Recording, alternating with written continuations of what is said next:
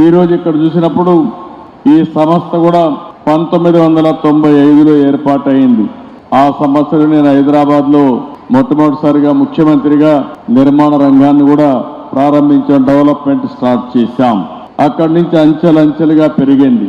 ఈ రోజు ఇంకొక పక్కన మనం చూస్తే రియల్ ఎస్టేట్ రంగం 7.3% ఈరోజు జీడిపిలో ఉంది.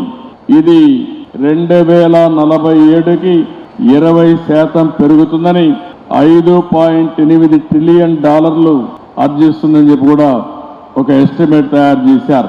ఒక విషయం మనం గుర్తుపెట్టుకుంటే, అన్ని రంగాలు అభివృద్ధి చేస్తే అల్టిమేట్ గా ప్రజల జీవన ప్రమాణాలు పెరగాలంటే నిరంతరం నిర్మాణ రంగం అభివృద్ధి అవుతూనే ఉంటుంది.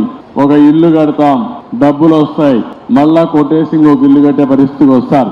అంటే ఎవరైనా సరే ఈ సివిలైజ్డ్ వరల్డ్ లో, ఒక నాగరిక ప్రపంచంలో నిర్మాణం అనేది కంటిన్యూగా జరుగుతుంది. ఏ సొసైటీ అయితే బాగా అభివృద్ధి అవుతుందో అక్కడ ఈ డెవలప్మెంట్ అనేది అనునిత్యం కూడా ముందుకు పోయే పరిస్థితి వస్తుంది.